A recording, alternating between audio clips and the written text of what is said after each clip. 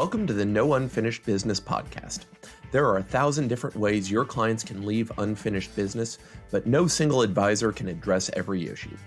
In every episode, we'll answer the important questions to help professional advisors focused on individual clients. Attorneys, CPAs, and financial advisors identify and eliminate those planning blind spots so you can speak competently and confidently to your clients and help them leave no unfinished business. Liz, thanks so much for stopping by. Sure. Thanks for having me. I appreciate it. Of course. So we've been talking a lot recently on this show about aging in place and how it's different and different services that are available. Brought you in because we're not done talking about it. We need to talk about it from not the services provided, but you as a realtor have some different thoughts and a different skill set. So how do you help your clients when, well, to be blunt, you're helping them maybe not use your services directly? Well, it seems that way. Right. And people ask that, why would a realtor talk about aging in place? But as I mentioned, it's about aging in the right place. And where is that right place? So when I get referred into someone, to a potential client or someone who's making these decisions, and that's what I do, is go in and find out what's going on and what makes them think they want to make a change and what's the right place. It's really coming down to that. Is it at home, or is it in a senior living community, or what's the best place for them to age? The safest place and the place that's going to help them thrive the most. Right. So it seems like just at the start, there are three major places to age. Yes. Your home, friend or family's home, or I hate saying the word facility because I don't have We don't use that word. Right. What is the word I should be using? We say community. Community. Senior community. Senior community. That's much better. Senior much community. I better. need to write that one down. But those are the three main places. Any other kind of broadly speaking options? There are several different types of senior living communities, Right. From personal care homes all the way to independent living assisted. I mean, it just goes on. So there are several of those. And learning about working with people that are making these decisions about late in life moves. I first got involved in it when I learned about the Senior Real Estate Institute, which is an institute founded by Dr. Nikki Buckaloo, who has an undergraduate degree, master's, and just recently got her PhD, all in gerontology, working with seniors. And the whole time she did that, she was a Keller Williams realtor. Really? And so she founded the institute, she set up a designation, and the goal is to help people understand what it's like to have lived in your home for 30 or 40 or 60 years. I just had a client sell her house, and she and her husband lived there 62 years. That's really hard.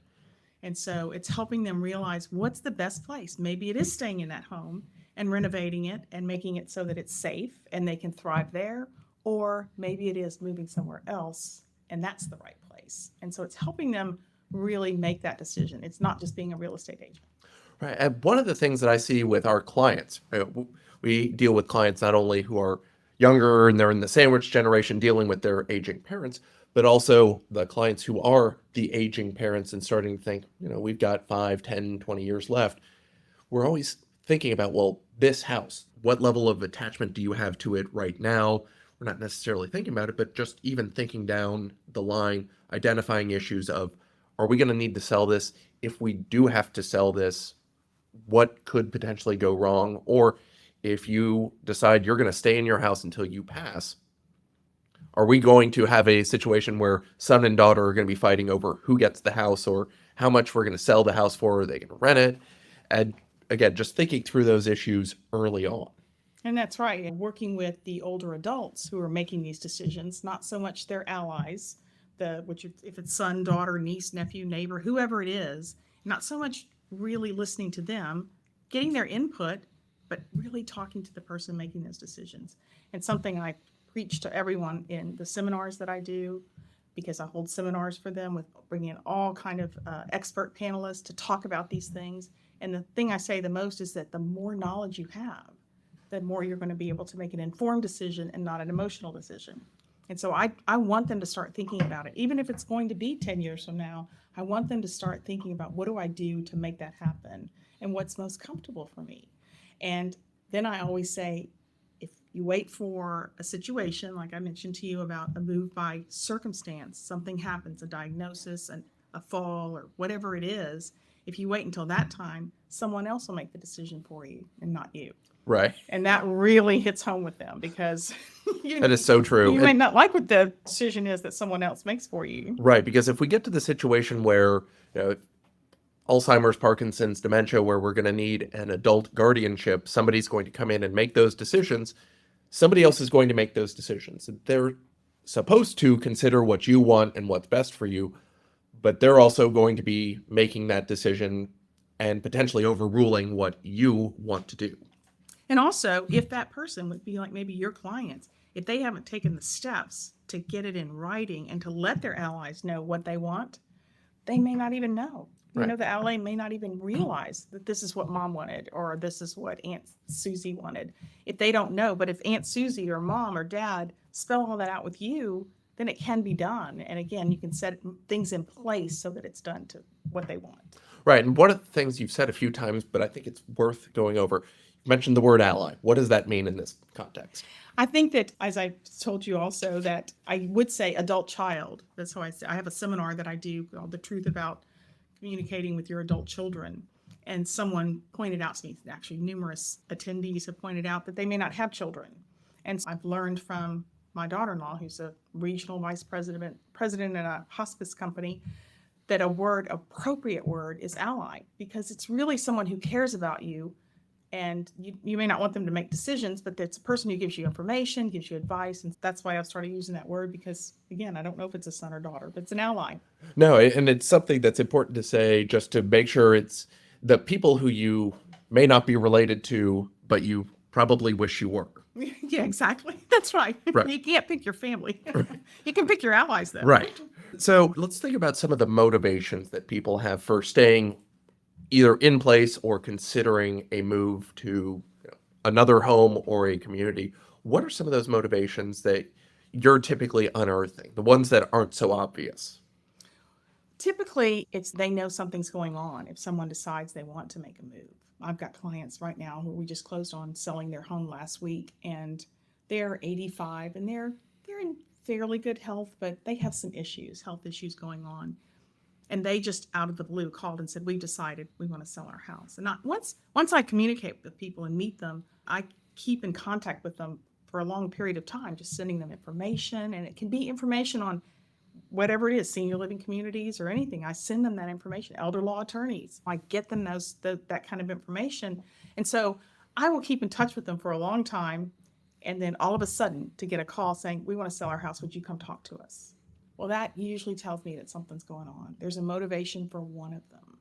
And over the last several years, when that happens, I usually get in and I can pretty much unearth the fact or get the answer that one of them is ill, or one of them knows that he's not feeling well and he wants to get everything in place for her, or vice versa, or him and him, whatever it is. Right. Someone's making that because they know something's going on. So I find that motivation.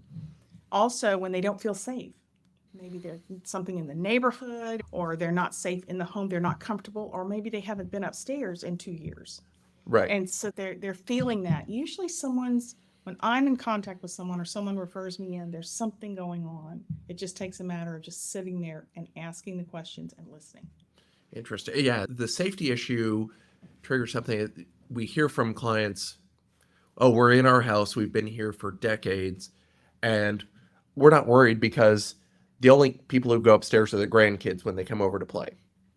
And so they're not necessarily worried about dealing with anything upstairs. But it's almost that there's probably an additional safety issue of if you're owning this house and you're not going upstairs on a regular basis, who knows what you may be missing up there. Exactly. All kind of things. There could be a leak in a bathroom sink upstairs that you don't find out for 2 years, and it's made a terrible situation. So there are a lot of things that happen that they don't even realize it's going on. And so when they're looking for that, when they say safety, that's the kind of thing that they need to think about and be aware. It's not just not going upstairs, but is the house safe? Are they safe, and is the house safe? Right. And I mean, it leads into one of the other things we talked about as we were getting ready for this, of what are some of the changes that people may consider because they want to stay in their home that either could not adversely affect property values or could or definitely negatively affect property values? What are those things that they should consider of if you're going to stay, you're really going to knock down value later on? Well, one of the things, and I find this with people, I mean, all across the demographics of older adults, I find this situation from them where they're making these decisions, but then they look around and they've got stuff everywhere, stuff that they don't even know what it is. And it's everywhere. It's in the back of the closet and it's in every cabinet and every drawer.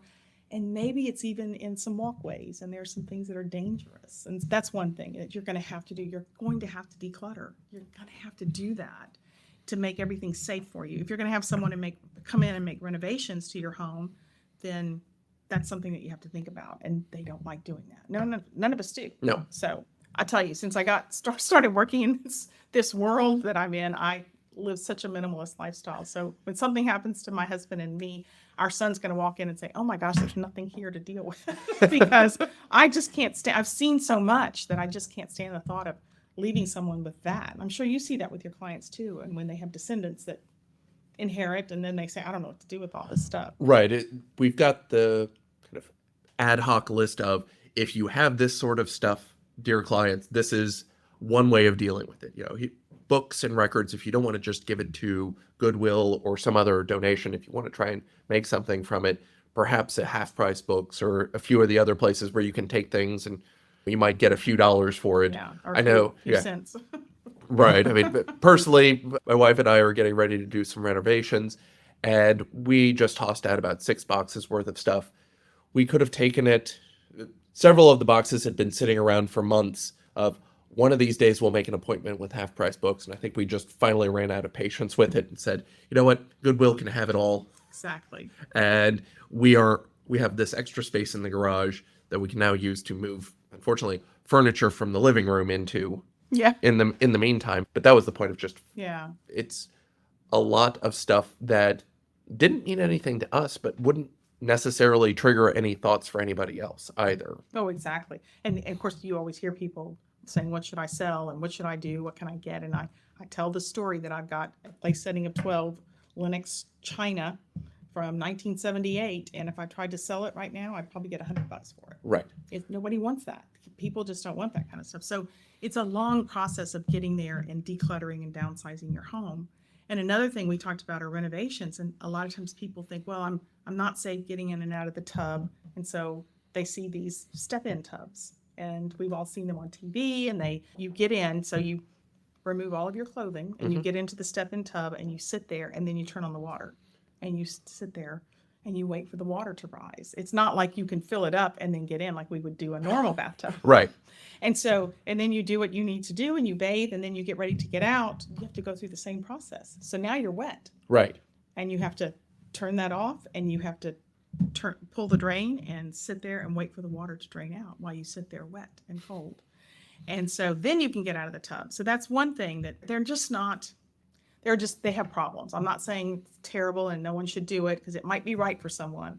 But a second thing that people don't think about is that the fire department despises them. Really? Because if someone does have something happen inside of that tub, they can't get in there to get in and lift that person out. Oh. Because opening the door, they can't open the door. Maybe the person's fallen. And so they despise them. And it makes sense, because how do you get in? If it's a regular tub, 2 firemen can get in there and actually lift someone. But if it's one of those things and the person's falling, they can't even open the door. So they have to lean in. So those are a lot of things. And plus, to remove them, if somebody doesn't want them, you're talking about an expense there. And I tell people that all the time. If they have one, you need to know that's just reduced your value of your sale by about $3,000 to $5,000, because it's got to be taken out and et cetera. But if you do a nice 0 entry shower that a wheelchair can go into, it's wide, that's wonderful. And that still can be used by anybody. And people may not even notice it. Exactly. They probably wouldn't. No one would notice that it's 0 entry. They would just think that's just the way the shower is. A lot of hotels have them that way. There are a lot of things like that you have to think about. Excellent. Well, Liz, as we kind of close things down, any watchwords, anything that our advisor listeners should be keep their ears out for, either with their own clients or maybe they're talking to their clients and hearing things about their parents things that may consider it may be a time for a move or not. You just have to listen to what they're saying, because a lot of times you will know what's going on if you just listen to what they're saying. When they say, I'm really tired of all this. I'm really tired of maintaining the yard. What does that really mean? You're tired of it, Mom. You actually just pay someone to come in every month and do your, or every 2 times a month, you pay them to come in and take care of your lawn. So what does it mean you're tired of that? Help me understand that. Probably what it means is she doesn't like them coming to the door and opening the door to pay them. Just things like that you don't think about. So that brings you to safety. That's what Right. the issue is. But I'm tired of this is usually a good indicator there's something going on and you just have to explore. Interesting. That's such a great way of putting it. Just, I'm tired of this. How do we solve this problem? And that's usually what we say. Oh, Mom, oh, don't worry. I'll take care of it from now on. I'll do this. I'll do that. We think of that. And then that's not really the issue. There's more. Excellent. Well, Liz, we will have links in the show notes, but if anybody's looking to find you, where can they find you? Well, you can always get me. You can just Google Liz McNeel Realtor and you're going to get that. My Houston Senior Living Series we have a website for that. The seminar series that we do. Again, I mentioned where we bring in expert panelists to talk about different topics. That's online as well. So that, and then you can always call me at 713-826-2731. Excellent. Well, Liz, thanks so much for stopping by. Sure. Thanks so much for having me. Appreciate it. Thanks so much for listening. You can find more episodes, videos, and links to more helpful content at nounfinishedbusiness.com. If you have any questions, feedback, or ideas for topics, please reach out via social media or email John at john@stromeyerlaw.com. And of course, if you or your clients need help from John with an estate planning, probate, trust, or cross-border tax issue, you can book time directly with John at askjohnaquestion.com.